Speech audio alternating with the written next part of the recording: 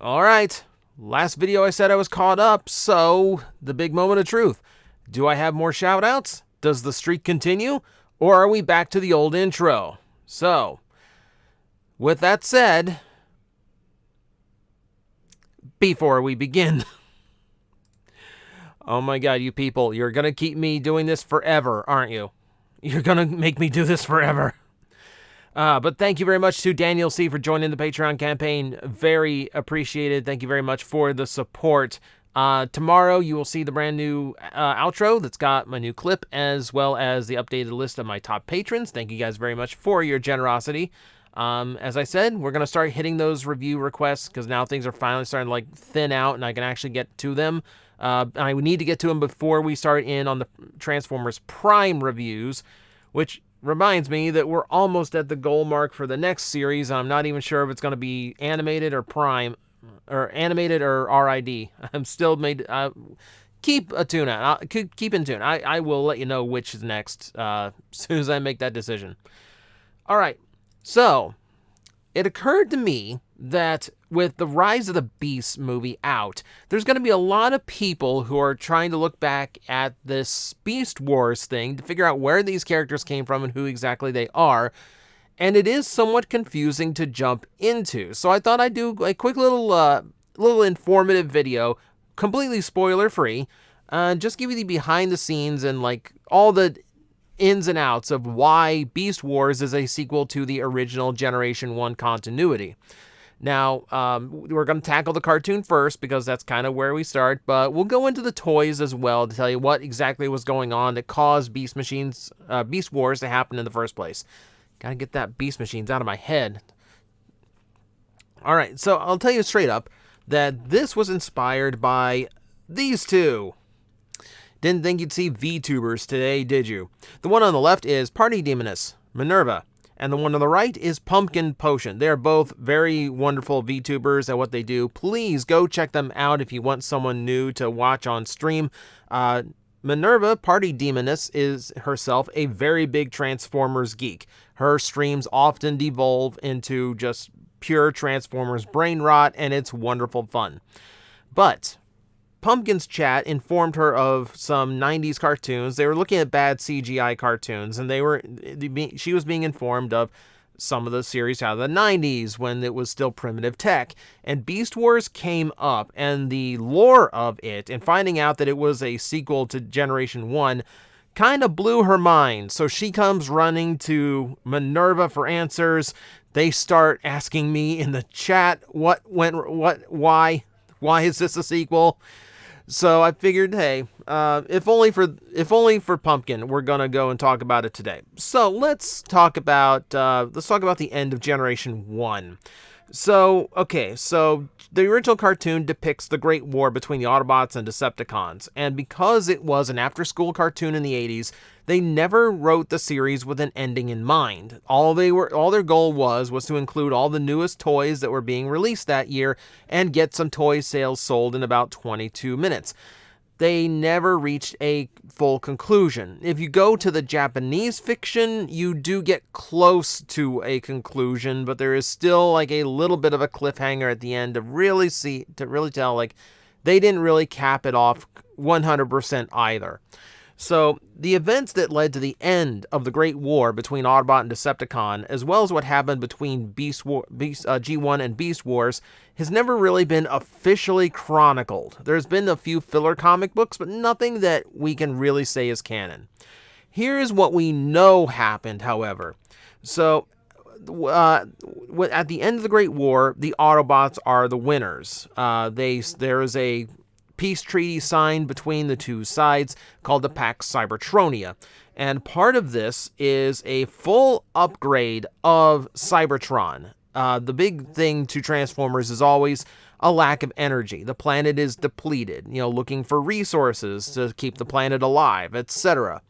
So the solution to this was to essentially downsize the Cybertronian race in general. So what used to be the size of a truck is now kind of like normal size. Transformers start to become small enough to become normal animals, for lack of a better term. The Autobots in their new form became the Maximals, and the Decepticons in their new forms became the Predacons. Now, now, very few characters in Beast Wars are carried over from Generation 1. It is mostly a new cast, even if you share names with past characters. That's just a toy copyright thing. But for the most part, we're dealing with a brand new cast. What we know is that the Maximals ruling over Cybertron are not the best to the Predacons who are on the losing side of war. There's no war going on, but there is some unhappiness. There is definitely some desire to rise back up and try to accomplish what the Decepticons never could, or to reclaim Cybertron the way the Decepticons did for millions of years. But we don't really have any outright attempt to do that. Enter Megatron. Megatron is a rogue Predacon. He is not going to fall in line and wait for the right opportunity. He's going to take it. And in taking it, he means to take something called the Golden Disc, which is a relic full of information that he seeks to use in order to conquer Cybertron. So, he gets a ragtag group of Predacons together. They pull off a heist for the Golden Disc, and they flee. And they flee into the past because we have something called transwarp technology, which lets Transformers fly across the galaxy as well as into different points in time. So, they have landed after being pursued by the Maximals, Optimus Primal and his crew. They crash land on an alien planet. Now, we're not entirely sure what planet it is because there's 2 moons in the sky, which throws off all the guesses as to where they were supposed to land. The only thing they know upon arrival is that the planet is absolutely flooded with natural energon. And that is what Megatron wants to power his conquest of Cybertron. So, this is where the lines for the Beast Wars are drawn. As with the original Generation 1 continuity, the goal is to get Energon and return to Cybertron in order to take it over. Now, Beast Wars is known as one of the best written Transformer series of them all. For me, it is still personally my absolute favorite. So if the story was as simple as that, it really would not garner the kind of respect it gets today. Trust me. There is a lot more to the story as the series unravels. It's going to start a lot of episodic stuff to get to know the characters and get to know the setting that they're going through. There's going to be a few plot threads that follow throughout the entirety of Season 1. But once you reach the back half of Season 1 and episodes really start blending together and creating an overall narrative, you start to realize just how big the scope of this series is. And then you hit Season 2 and 3 and it's basically just one long narrative after that, telling an absolutely fantastic story with really strong characters. The idea of keeping the cast very small and contained, as opposed to Generation 1, where they tried to keep every new toy on the screen in the cartoon as possible, led to so many of those characters getting next to no characterization or real time to talk or tell you who they are. Beast Wars opted to keep the cast small, condensed, and that let them explore the characters a lot more, which is why the series, I think, is remembered so well. We got a chance to know and fall in love with all of these different characters. So that's kind of your primer. That's how G1 is that's how Beast Wars is the prequel to Generation 1.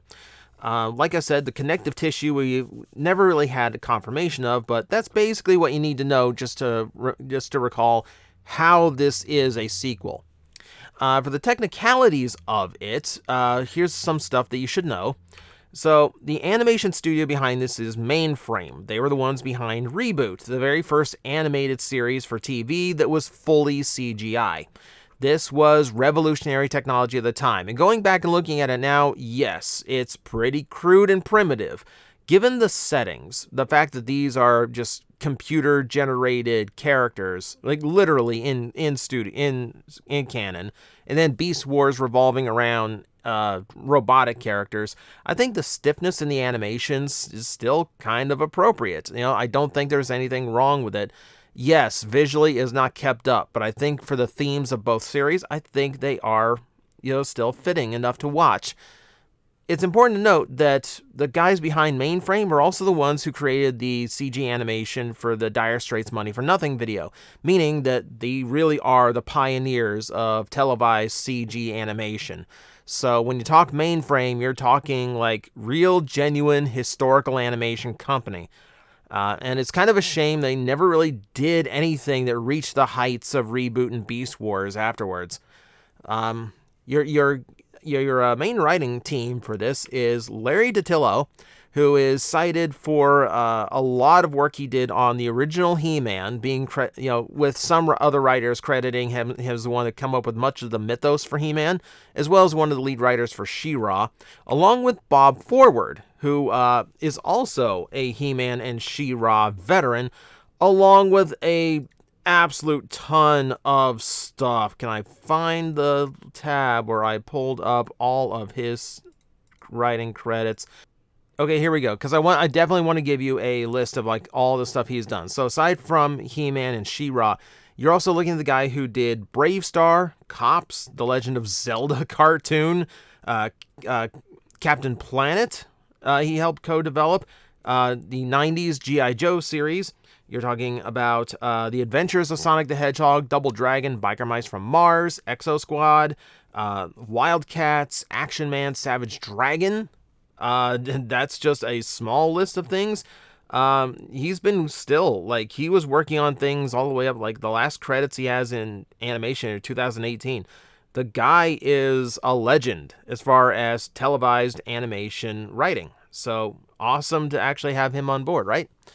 The voice cast is another legendary group. This is the Ocean Group, who are voiced out of Canada, and a lot of their alumni have done so many of the cartoons in the 90s. You're talking about, like Gary Chalk, Scott McNeil, are voices you can hear through a ton of 90s cartoons performing together, along with David Kaye, who also became a major voice actor in L.A. So you've got fantastic talent on board creating these characters. Absolutely fantastic voice acting casts, along with, just to kind of like mix in with everything else in the series that went really well. So you might ask yourself, how did the purple guy you see on screen that Scott is currently wearing, how is he Megatron if this is Megatron?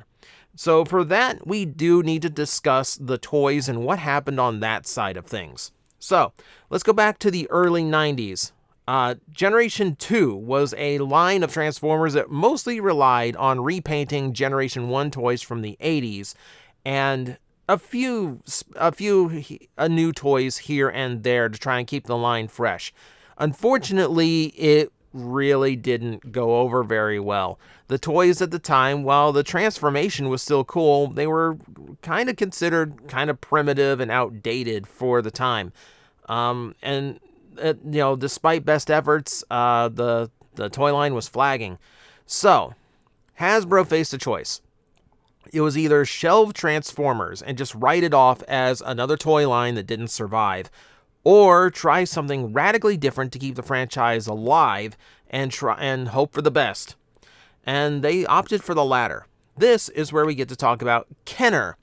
This was the toy company that Hasbro purchased in the early 90s, and these are the people who designed all the original Star Wars toys, and it's why Hasbro has had a iron grip on the Star Wars license ever since. So Kenner at the time was just like a lower company to Hasbro, but it still existed and still produced toys on its own. So they gave the Transformer license to them to come up with something brand new. And they opted for something radically different. So a lot of what happened in Beast Wars was inspired by their previous toy lines. Of note, they credited things like their Terminator Future War line, which was based in a similar idea of, good versus evil in a very visceral battle between each other, as well as being a very like gimmick involved and built-in line. It also took inspiration from things like the Guyver and its biomechanical, organic machinery look to it. The idea for Beast Wars toys was to do away with the boxy, robotic look of the past figures and go with something much more round and sleek. Not only are we doing realistic animals for the very first time, but we're going to make sure the robots also have some organic element to them. To that end, you had beast masks, which were supposed to be the primary faces of the characters that you could flip through and unveil the robot inside, which looked far more like your traditional Transformers. Now, when it comes to how these identities happen, because this is Optimus Primal, and it does seem kind of weird that a character 300 years in the future of G1 would name himself after the greatest leader the Autobots ever had. So for that, we need to look into the toy bios. The toys were originally imagined to be brand new versions of the original characters. Here you actually mention the heroic leader has biogenetically re-engineered his body structure into a gargantuan robotic gorilla. So in the original toy fiction, these were supposed to be the same size as the original G1 characters who towered over a standard human. But they are also supposed to be the original Optimus and the original Megatron in brand new forms. That idea with the new fiction got thrown out, mostly to simplify the storytelling and to be able to do more with the cast. Definitely a choice for the better, because what we got instead was fantastic writing.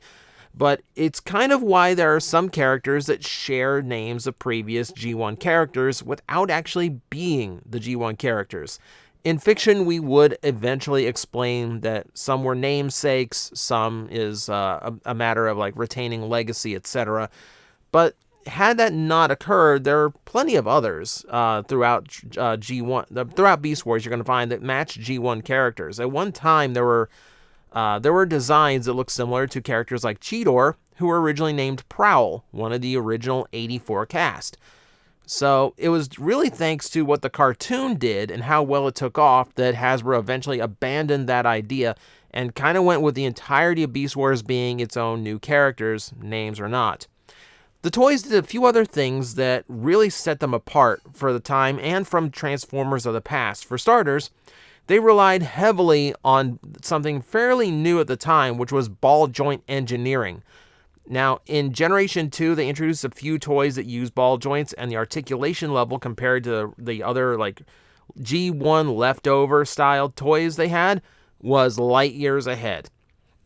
Here, the toys really excelled because they had this phenomenal range of articulation. It wasn't just the ball joints, but you had bicep and thigh rotations as well, neck and waist, a lot of points of articulation that even other toy lines didn't have at the time. It wasn't just that Transformers were now animals that turned into robots, which was already cool, but you also have action figure, but despite the transformation, still had a range of articulation that beat out just about every other toy line there was.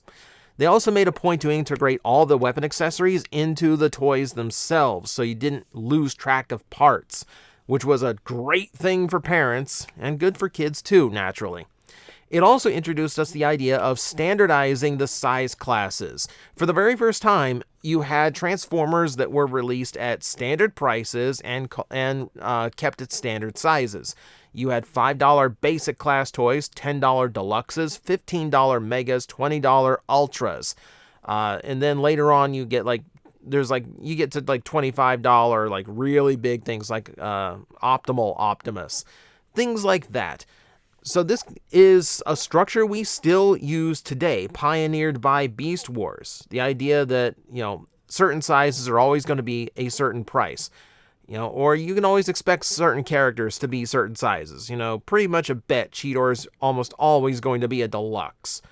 So things like that made up Beast Wars, and it made the toy line have a major resurgence. This went over phenomenally well, to the point where even after the line got replaced with Beast Machines 3 years later, there were still brand new Beast Wars products being produced, along with a few recolors of classic characters added into the mix. So, whether it's the animation or the toy line, that is how we transfer from G1 over to the Beast Wars. How the toy lines as well as the cartoons are prequel and sequel to each other. So, for those who are new to the franchise, or those who just want to look in on what these animal characters are, I hope that was informative. I hope you have learned, and I hope this at least inspires a few people to go out and check out Beast Wars. Yes, the animation is primitive. The storytelling, the voice acting, I think does such a service to the characters that even if the animation is jank, it is still very much a worthy watch. So, thank you guys for watching. I will be back again tomorrow with plenty more. Of course, I've got a daily streak to continue, and I thank you all for letting me continue it. So, until then. We're gonna have to get your names for the books. You, Pale One. William Current. Roll me a deception check. I thought their name was Pain. Roll a disadvantage. Okay. Alright. That was like the opposite of the help action there. You, Goblin.